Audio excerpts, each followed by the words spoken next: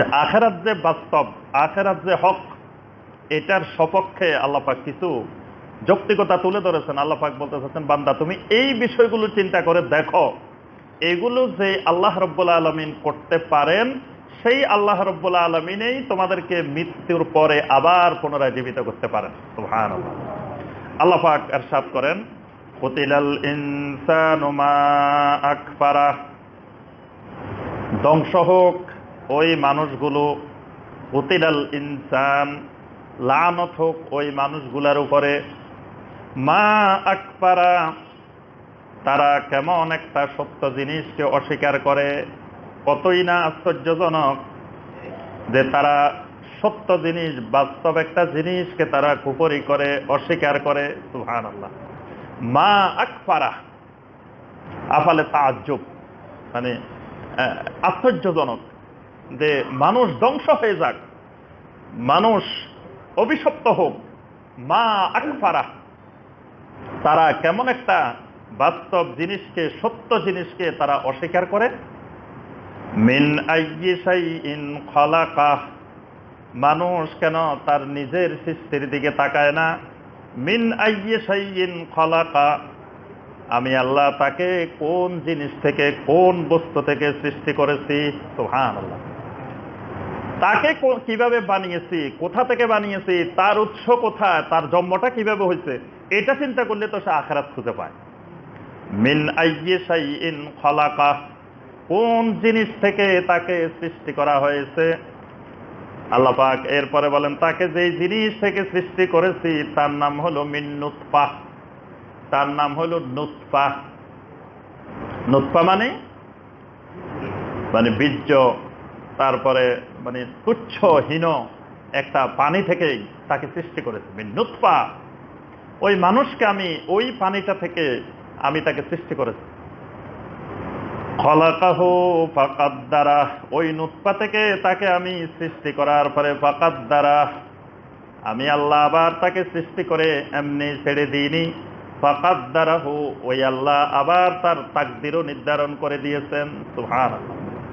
একটা মানুষকে ওই নুতফা থেকে আল্লাহ পাক তৈরি করার পরে ফাকাদ্দারাহু, রব্বুল আলামিন তার তাকদীর নির্ধারণ করে দিয়েছেন, তাকদীরও সৃষ্টি করে দিয়েছেন। সুবহানাল্লাহ। সুম্মা সাবিলা ইয়াসসারা, এরপরে দুনিয়াতে তার চলাচলের জন্য, তার জীবন নির্বাহের জন্য রব্বুল আলামিন সব কিছুকে তার জন্য সহজ করে দিয়েছেন। সুবহানাল্লাহ।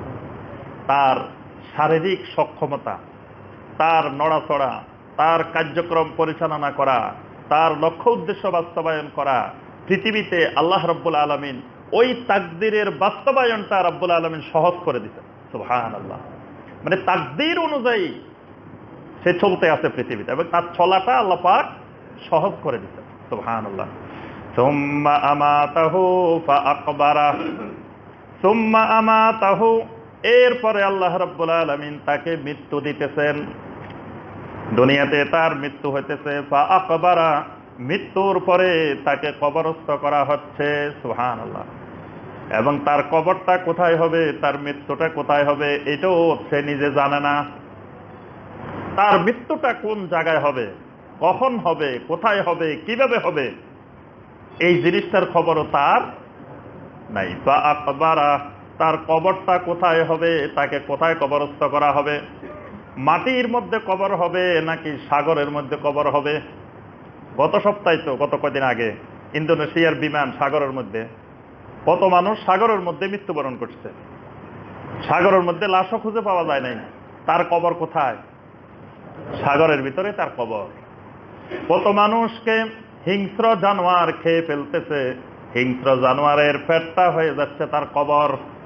হিংস্র জানোয়ারের পেটটা কবর। কুমিরে খেয়ে ফেলছে, কুমিরের পেট তার কবর। বাঘে খেয়ে ফেলছে, বাঘের পেটটা তার কবর। আল্লাহ পাক বলতেছেন, সুম্মা আমাতাহু ফাআকবারা, যেই রব্বুল আলামিন তোমাকে আবার মৃত্যু দিতেছেন, ফাআকবারাহু, আবার তোমাকে কবরস্থ করতেছেন। এই যে তোমার পৃথিবীতে চলাচল, তোমার মৃত্যু, তোমার কবরস্থ হওয়া, এটা তোমার ইচ্ছা হয় না। তুমি চাও যে এত বছর বাঁচবা, মানুষকে যদি জিজ্ঞাসা করা হতো এই তুমি কয় বছর বাঁচতে চাও, মানুষ কি বলতো? মরতেই চায় না, একেবারে কিয়ামত পর্যন্ত বাঁচতে চাই। একটা মানুষও মরার জন্য রাজি হইতো না, সবাই বলতো যে আমরা কিয়ামত পর্যন্ত বাঁচতে চাই। আল্লাহ পাক বলতেছেন যে এই যে তোমার মৃত্যু, তোমার কবরস্থ হওয়া, এটা আমি রাব্বুল আলামিনের ফয়সালা অনুযায়ী, সিদ্ধান্ত অনুযায়ী বাস্তবায়ন হচ্ছে, সেখানে তোমার করার কিছুই নেই। তুমি মৃত্যুবরণ করতেছ এবং তুমি কবরস্থ হচ্ছ।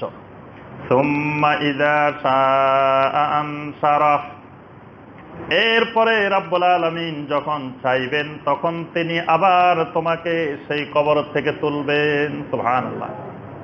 তুমি পৃথিবীতে আসার ব্যাপারে রাব্বুল আলামিন ইচ্ছা না করলে তুমি পৃথিবীতেও আসতে পারত না, তোমার সৃষ্টি হইতো না। আল্লাহ যদি না চাইতেন আমাদের সৃষ্টি হইতো? আমরা কি নিজে অ্যাপ্লিকেশন করে, নিজে দরখাস্ত করে নিজেরা সৃষ্টি হয়েছি? আল্লাহ সুবহানাহু ওয়া তাআলাই আমাদেরকে বানায় নিয়ে আসছেন, অস্তিত্বে নিয়ে আসছেন। না হয় পৃথিবীতে এই নামে এই চেহারার কোনো মানুষই হইতো না। তাহলে আল্লাহ পাক বলতেছেন তোমার সৃষ্টিটা আমি আল্লাহর ইচ্ছায়। এরপরে তোমাকে যেই জিনিস থেকে সৃষ্টি করা হয়েছে তুমি লক্ষ্য করে দেখো ওই জিনিস থেকে মানুষ হয় কেমনে। একটা পানি থেকে মানুষ হয় কিভাবে? কোন কারিগর কত সুনিপুণ দক্ষতার সাথে একটা ছোট্ট একটা ঘরের মধ্যে, মায়ের পেটের মধ্যে তোমাকে রব্বুল আলামিন কত সুন্দর করে কিভাবে সাজিয়ে গুছিয়ে আহসান সুরত দিয়ে আল্লাহ পাক তোমাকে সৃষ্টি করেছে। সুবহানাল্লাহ। এরপরে আল্লাহ রব্বুল আলামিন তুমি কয় বছর বেঁচে থাকবা, পৃথিবীতে কি কি খাইবা, কোথায় কোথায় যাইবা, তোমার দ্বারা কি কি কাজ পৃথিবীতে হবে, সম্পূর্ণ তাকদীর রব্বুল আলামিন নির্ধারণ করে দিয়েছেন। এই তাকদীর নির্ধারণের ক্ষেত্রেও রব্বুল আলামিন কারো সাথে কোনো পরামর্শ করেন নাই, তোমার সাথেও কোনো পরামর্শ করা হয় নাই। আমাদেরকে জিজ্ঞাসা করে করে তাকদীর লেখা হয়েছে যে আমরা কয় বছর বাঁচবো, কখন মারা যাব, কি কি খাইতে চাই। মেহমান আসতে চাইলে আগে মেনু জিজ্ঞাসা করে কি কি খাবেন। আল্লাহ জিজ্ঞাসা করছে এই মিয়া দুনিয়াতে গেলে কি কি খাইবা, জিজ্ঞাসা করছে।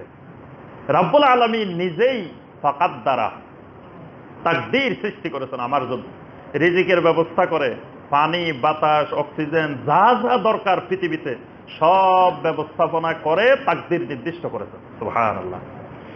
এরপরে রব্বুল আলামিন আবার আল্লাহর ইচ্ছা অনুযায়ী মৃত্যু নির্ধারণ করেছেন। রব্বুল আলামিনের ইচ্ছা অনুযায়ী তিনি কবরস্থ করেন।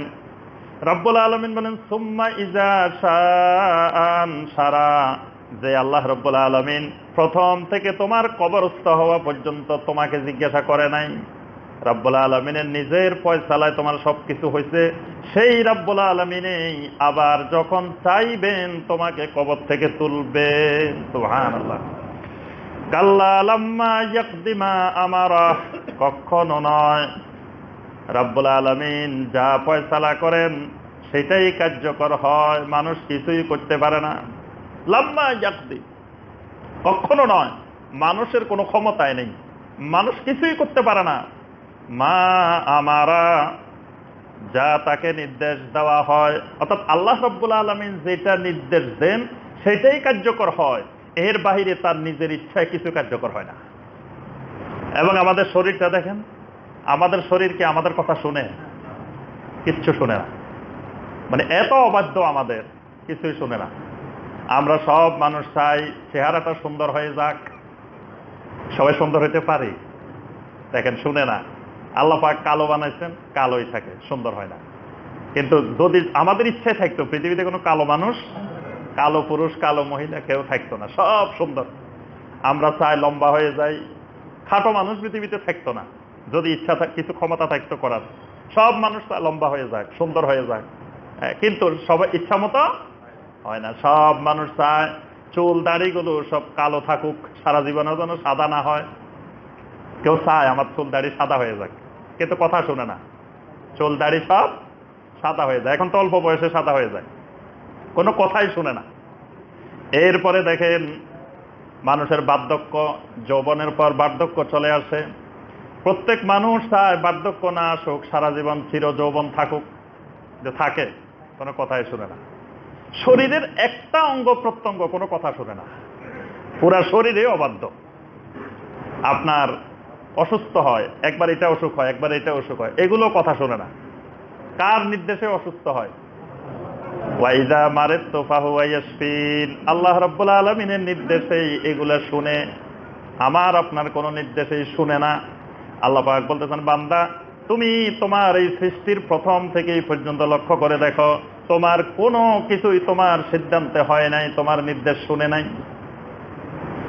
ফালিয়ানজুরিল ইনসানু ইলা তুআমিহি, আল্লাহ পাক বলেন, বান্দা প্রথমে তো তোমার সৃষ্টির ব্যাপারে দেখলা, এবার তোমার খাবারের দিকে একটু লক্ষ্য করে দেখো। তুমি যে খাবারগুলো খাও, মানুষ যে খাবারগুলো খায়, যে খাবার খেয়ে জীবন ধারণ করে, আল্লাহ পাক বলতেছেন তার খাবারগুলোর দিকে তার লক্ষ্য করা উচিত।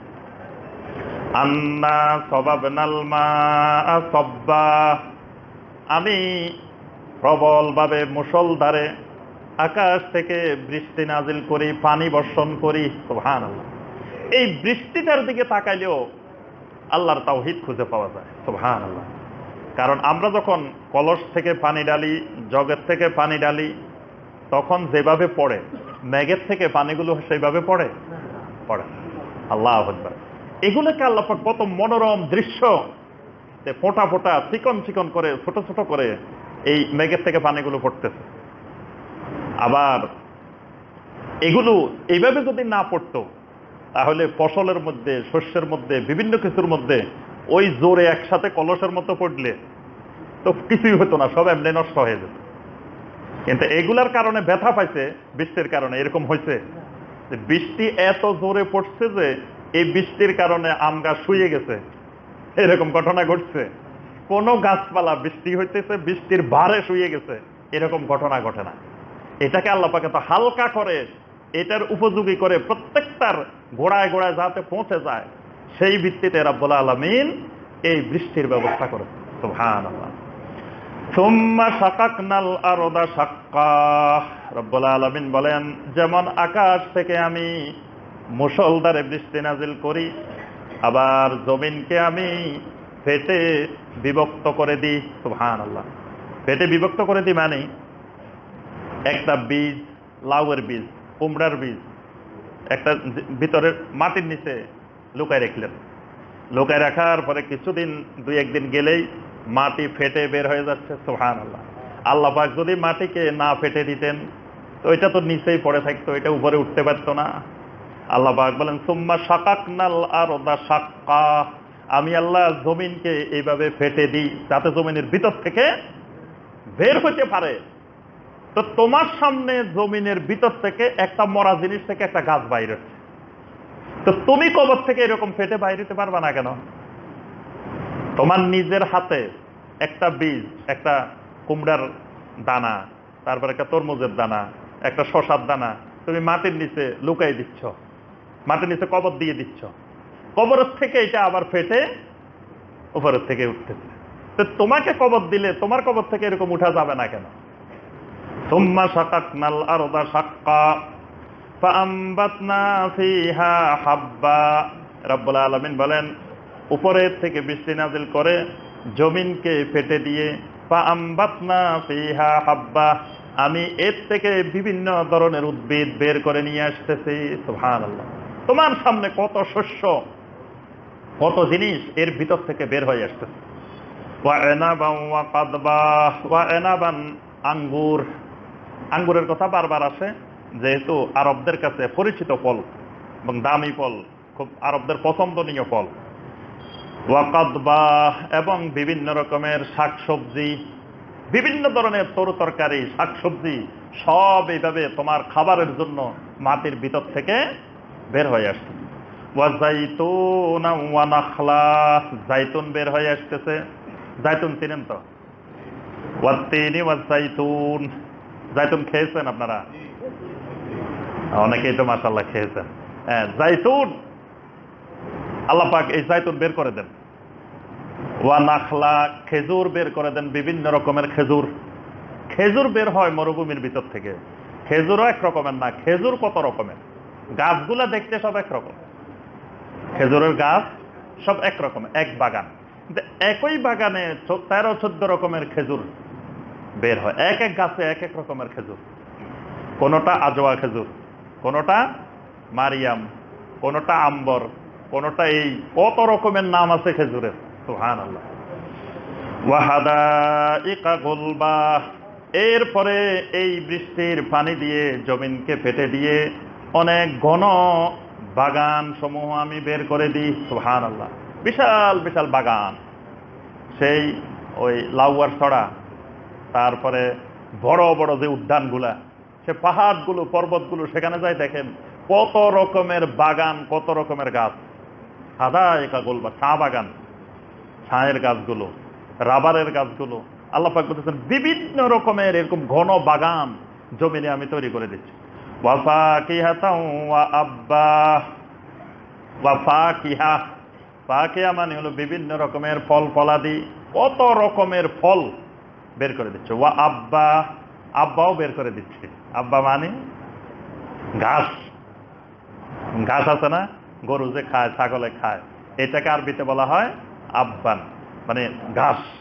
বিভিন্ন রকমের তৃণলতা, ঘাস জমিন থেকে আমি বের করে দিচ্ছি। মাতা আল্লাকুম ওয়ালি আনআমিকুম, তোমাদের জীবন উপকরণের জন্য, তোমাদের ভোগের জন্য, তোমাদের চতুষ্পদ জন্তুগুলোরও খাবারের জন্য। সুবহানাল্লাহ।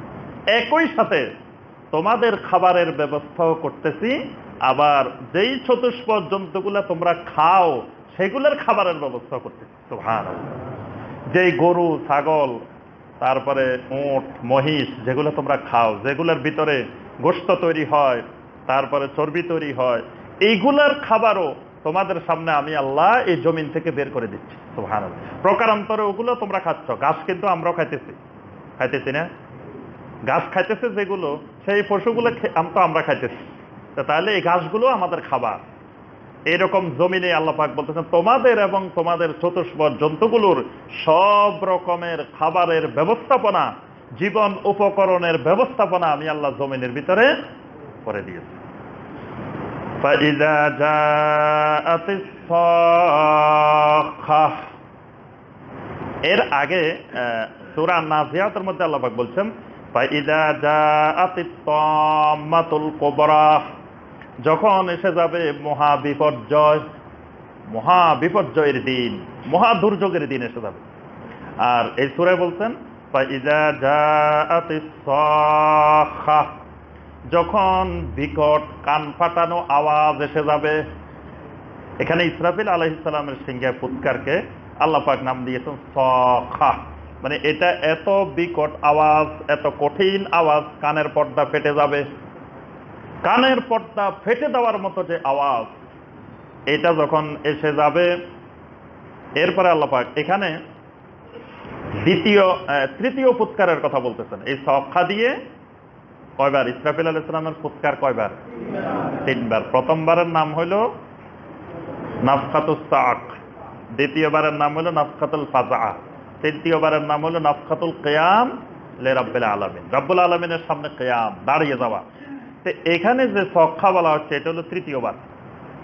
এই তৃতীয়বার যখন ফুৎকার হবে, ইয়াউমা ইয়াফিরুল মারউ মিন আখিহি ওয়া উম্মিহি ওয়া আবিহি ওয়া সাহিবাতিহি ওয়া বানিহি, রব্বুল আলামিন বলেন এরপরে ওই দিনটার অবস্থা এমন হবে, ইয়াফিরুল মারউ মিন আখিহি, যেদিন প্রত্যেকটা মানুষ তার ভাইয়ের থেকে পলায়ন করবে, ভাইয়ের থেকে ভাই পালিয়ে যাবে। ওয়া উম্মিহি ওয়া আবিহি, তার মায়ের থেকে পালিয়ে যাবে, তার বাবার থেকে পালিয়ে যাবে। ওয়া সাহিবাতিহি ওয়া বানিহি, স্বামীর থেকে পালিয়ে যাবে, স্ত্রীর থেকে পালিয়ে যাবে, সন্তান সন্ততির থেকে পালিয়ে যাবে। ওই দিনটার বড় পরিচয় হলো যে ওই দিন ভাই ভাইয়ের থেকে পালিয়ে যাবে, মা বাবা সন্তান থেকে পালিয়ে যাবে, সন্তান মা বাবা থেকে পালিয়ে যাবে, স্বামী স্ত্রী থেকে পালিয়ে যাবে, স্ত্রী স্বামী থেকে পালিয়ে যাবে, সন্তান সন্ততি মা বাবার থেকে, মা বাবা সন্তান সন্ততি থেকে। সুবহানাল্লাহ। তবে এই অবস্থাটা কাদের? যারা মুত্তাকিন না, যারা কুফফার, যারা মুশরিক, যারা গুনাহগার, তাদের হবে। কিন্তু মুত্তাকিন যারা, তারা পালাবে না। আল্লাহ পাক অন্য আয়াতে বলছেন আল আখিল্লাউ বাদুহুম লিবাদিন, আল আখিল্লাউ ইয়াউমাইযিন বাদুহুম লিবাদিন ইল্লাল মুত্তাকিন, আল আখিল্লাউ ইয়াউমাইযিন বা'দুহুম লিবা'দিন আদুওয়ান ইল্লাল মুত্তাকিন। আল্লাহ পাক বলছেন ওই দিন এক বন্ধু আরেক বন্ধুর শত্রু হয়ে যাবে, যেদিন বন্ধুত্ব থাকবে না, কিন্তু ইল্লাল মুত্তাকিন, কিন্তু মুত্তাকিনদের বন্ধুত্ব সেদিন থাকবে। সুবহানাল্লাহ, মুত্তাকিনদের বন্ধুত্ব সেদিন বিনষ্ট হবে না। তাহলে মা বাবাও যদি মুত্তাকিন হয়, সন্তানও যদি মুত্তাকিন হয়, ভাইও যদি মুত্তাকিন হয়, বোনও যদি মুত্তাকিন হয়, ছেলে মেয়েও মুত্তাকিন হয়, স্বামীও মুত্তাকিন, স্ত্রীও মুত্তাকিন, তাহলে কিয়ামতের ময়দানে একজন আরেকজন থেকে পালাবে না। কিয়ামতের ময়দানে পরিচয় অস্বীকার করবে না, পালাবে না। কারণ পালাবে কারা? যারা বিপদে আক্রান্ত, তারা পালাবে। এই জন্য এখানে যে চিত্রটা বলা হয়েছে এটা প্রত্যেকের না, এটা যারা আখিরাত অস্বীকারী আল্লাহ পাক তাদের ব্যাপারে বলতেছেন যে ইয়াউমা ইয়াফিরুল মারউ মিন আখিহি ওয়া উম্মিহি ওয়া আবিহি ওয়া সাহিবাতিহি ওয়া বানিহি লিকুল্লি ইমরিইম মিনহুম ইয়াউমা ইযিন শাআনুন ইউগনি। লিকুল্লি ইমরিইম মিনহুম ইয়াউমা ইযিন, সেদিন প্রত্যেকটা মানুষ শাআনুন ইউগনি, তার নিজেকে মুক্ত করার জন্য ব্যস্ত থাকবে, নিজেকে নিয়ে নিজে ব্যস্ত থাকবে। দুনিয়াতেও যদি মানুষ নিজের হিসাব নিকাশ নিয়ে নিজে ব্যস্ত থাকতো, তাহলে মানুষ মুত্তাকিন হয়ে যেত। কিন্তু মানুষ নিজের হিসাব নিকাশ নিজে করে না। আল্লাহ পাক বলেছেন ইয়া আইয়ুহাল্লাযীনা আমানু আলাইকুম আনফুসাকুম, হে মুমিনেরা তোমরা নিজেদের হিসাব নিজেরা করো, নিজেদেরকে নিয়ে ব্যস্ত থাকো। আমরা বেশি ব্যস্ত থাকি অপরকে নিয়ে, নিজের দোষ ত্রুটিগুলো দেখি না, আমরা আরেকজনের দোষ ত্রুটিগুলো দেখি। আরেকজনের ভুল ধরার জন্য বসে থাকি, নিজের ভুল ধরার জন্য চেষ্টা করি না। সকাল থেকে সন্ধ্যা পর্যন্ত নিজে কয়টা গুনাহ করছি, নিজে কয়টা অপরাধ করছি এটা গণি না, আরেকজন কয়টা ভুল করছে ওইটা গণি।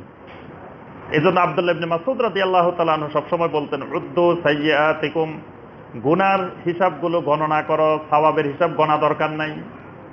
মানুষের অভ্যাস হলো মানুষ সওয়াবের হিসাব গণে, গুনার হিসাব গণে না। সারাদিনে কয়বার তাসবিহ পড়ছে এটা হাতের মধ্যে তাসবিহ লইলে গণে, হাতের মধ্যে তাসবিহ একটা রাখে, তাসবিহ রেখে এটা গণতে থাকে যে 1000 বার সুবহানাল্লাহ পড়বে, 1000 বার আলহামদুলিল্লাহ, এগুলো গনে গনে পড়তেছে। কিন্তু গুনাহগুলাই ভেবে তাসবিহ দিয়ে গণে না। যে আমি কয়টা মিথ্যা কথা বলছি তাসবিহ দিয়ে একটু গনে ফেলি, কয়টা খারাপ কথা বলছি গনে ফেলি, কয়টা গালিগালাজ করছি গনে ফেলি, এইগুলা তাসবিহ দিয়ে গণে না। ভালোগুলা গণে, খারাপগুলা গণে না। এই জন্য আব্দুল্লাহ ইবনে মাসউদ রাদিয়াল্লাহু তাআলা আনহু বলতেন ফাউদ্দু সাইয়্যাতিকুম, তোমাদের এই নেক আমল গণা বন্ধ করি, গুনাহগুলা গুনতে থাকো। গুনাহগুলো যদি গণনা করো, গুনার হিসাব করো, তাহলে তোমাদের উপকারে বেশি আসবে। তো দুনিয়াতে আমরা দেখা যায় অপরের দোষ ত্রুটি নিয়ে, নিজের নামাজ হচ্ছে কি হচ্ছে না এই খবর নাই, আরেকজনের নামাজ হচ্ছে কি না হচ্ছে সেটা নিয়ে বিরাট মহা মাথা ব্যথা। মানে মনে হচ্ছে আমার দায়িত্ব হইল আরেকজনকে সংশোধন করা, নিজেকে সংশোধন করার দায়িত্ব আমার নাই। তো এই জন্য কিয়ামতের ময়দানটা এমন, সেদিন লিকুল্লি ইমরিইম মিনহুম ইয়াউমা ইযিন শাআনুন ইউগনি, সেদিন প্রত্যেকটা মানুষ নিজেকে নিয়ে মহাব্যস্ত। আল্লাহ রাসূল সাল্লাল্লাহু আলাইহি ওয়াসাল্লাম বললেন ইয়াহশুরুন নাস ইয়াউমাল কিয়ামাতে হুফাতান উরাতান গুরলা, হাসরের ময়দানে সমস্ত মানুষ উপস্থিত হবে হুফাতান, পায়ের মধ্যে কোনো জুতা নাই, খালি পায়ে, পায়ে কোনো স্যান্ডেলও নাই, জুতাও নাই, খালি পায়ে একেবারে। স্যান্ডেল জুতা পাবেন কই সেখানে? স্যান্ডেল জুতা তো দুনিয়াতে রাখেই গেছেন। কবরে যাওয়ার সময় কি আমরা জুতা ভরাই কবর দিই? আর জুতা ভরাই দিলেও তো ওইটা মাটির সাথে মিশে যাবে। তাহলে জুতাও নাই, স্যান্ডেলও নাই, কিছুই নাই। ওরা তান কাপড় চোপড়ও নাই, খালি পায়ে, খালি পোশাকে, কারো কোনো পোশাক নাই। কিয়ামতের ময়দানের সর্বপ্রথম পোশাক কাকে দেওয়া হবে? যে ইব্রাহিম আলাইহিস সালাম, আউয়ালু মান ইউকসা ইয়াউমাল কিয়ামাতি ইব্রাহিম আলাইহিস সালাম, নবী সাল্লাল্লাহু আলাইহি ওয়াসাল্লাম সর্বপ্রথম কিয়ামতের ময়দানে পোশাক পরানো হবে ইব্রাহিম আলাইহিস সালামকে। সুবহানাল্লাহ। তাহলে অন্যরা আস্তে আস্তে পরে পাইব, কিন্তু প্রথমে সবাই কিয়ামতের ময়দানে উঠবে হুফাতান উরাতান গুরলা, খালি পায়ে, খালি পোশাকে, কোনো পোশাক নাই, গোরলা, হতভম্ব হয়ে, মানে সবাই হতবাক, হতভম্ব, কি করবে সেটা ঠিক করতে পারতেছে না, কোন দিকে পালাইবো ওইটাও ঠিক করতে পারতেছে না। মানুষ যখন এই মহা বিপদ দেখবে তখন তো পালানোর চেষ্টা করবে। এখন পালাইলে কোন দিকে যাবে? জাহান্নামে। কারণ চতুর্দিক কিয়ামতের ময়দানটা জাহান্নাম দিয়ে বেষ্টিত করা। কেউ যদি চেষ্টা করে যে আমরা তো বাঙালি, একটু পালাই যাই এদিক দিয়ে, পালানোর চেষ্টা করলে কোন দিকে যাবে? জাহান্নামে যাবে সেদিন। তাহলে বোঝা গেল কোনো বুদ্ধি এরকম পালানোর বুদ্ধি করলে সেটাও কাজে আসবে না। সবাই এরকম হতভম্ব অবস্থায় কিয়ামতের ময়দানে উঠবে। আয়েশা রাদিয়াল্লাহু তাআলা আনহা এই কথাটা শুনে আশ্চর্য হয়ে গেলেন, জিজ্ঞাসা করলেন, ইয়া রাসূলুল্লাহ, ইয়ানজুরু বাদুহুম বাদা আওরাতিহিম, কি বলতেছেন? একজনে আরেকজনের গোপনাঙ্গ দেখে ফেলবে না? আর রিজালু ওয়ান নিসাউ জামিয়া, পুরুষ আর নারী সবাই কি এরকম দাঁড়াবে নাকি? পুরুষদের পোশাক থাকবে না বুঝলাম, মহিলাদেরও কি পোশাক থাকবে না? এটা কেমন কথা বলতেছেন?